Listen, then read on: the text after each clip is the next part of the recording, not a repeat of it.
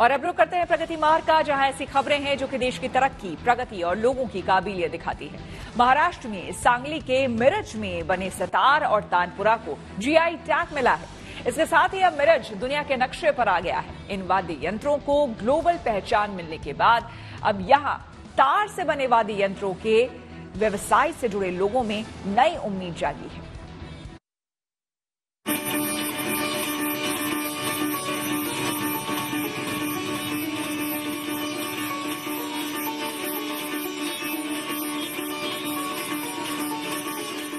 खो गए ना आप इस धुन में?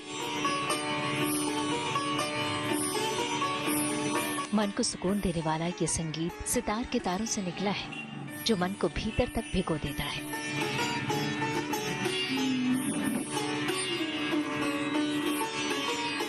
शास्त्रीय संगीत की बात हो और सितार की बात ना हो तो बात अधूरी सी लगती है।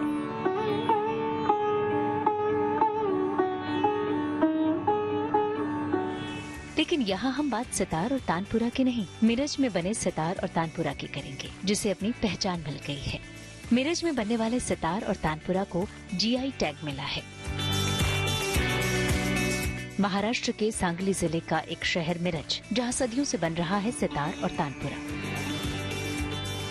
इन वाद्य यंत्रों को जीआई टैग मिलने के बाद अब वही मिरज दुनिया के नक्शे पर आ गया है। अब मिरज में बने सितार और तानपुरा को दुनिया के किसी भी हिस्से में बैठकर पहचाना जा सकेगा। उसकी खासियत से रूबरू हो सकेंगे आप। अब जैसे कि मिरज का तानपुरा है और मिरज का सितार है, तो इसकी बहुत सारी नकल होती थी कि जहाँ पे इंडिया के अंदर ऐसे कहा जाता था कि मैन्युफैक्चर कहीं और होता था और उसके अंदर वो कहते थे कि ये मिरज का सितारा और ये मिरज का तानपुरा है। इस तरह से एक जो लोग हैं जो बड़ी मेहनत से जो चीज बनाते थे, तो कहीं ना कहीं उनकी चोरी होती है। मिरज के सितार और तानपुरा को जीआई टैग मिलने से इसे बनाने वाले कारीगर बेहद खुश हैं। वो लोग भी खुश हैं जिसकी कई पीढ़ियां इस काम को करते हुए गुजर गईं और अब वो इसी परंपरा को आगे ले जा रहे हैं। इन वाद्य यंत्रों को जीआई टैग मिलने के बाद अब वो खुश हैं कि मिरज दुनिया के नक्शे पर आ गया। वो खुश हैं कि मिरज में बनने वाले सितार और तानपुरा क्यों खास हैं, ये दुनिया जान सकेगी। साथ ही अब मार्केट में उसी नाम से दूसरा प्रोडक्ट नहीं लाया जा सकेगा। सबसे बड़ी बात ये कि मिरज के सितार और तानपुरा को जीआई टैग मिलने के बाद उनकी पहुंच विदेशी बाजारों तक भी हो गई है। अब ये जीआई मानांकन मिलने के बाद में इससे ये होगा कि हम लोग तो हैं मैन्युफैक्चरर, और मैन्युफैक्चर होने के बावजूद भी हम अपने प्रोडक्ट्स का हम लोग रेट डिसाइड नहीं कर पाते थे। तो बिचौले जो होते थे कि हमसे एक चीज़ खरीदते थे वो, और वो दुगनी तिगनी चौगनी कीमत पे वो बेचते थे।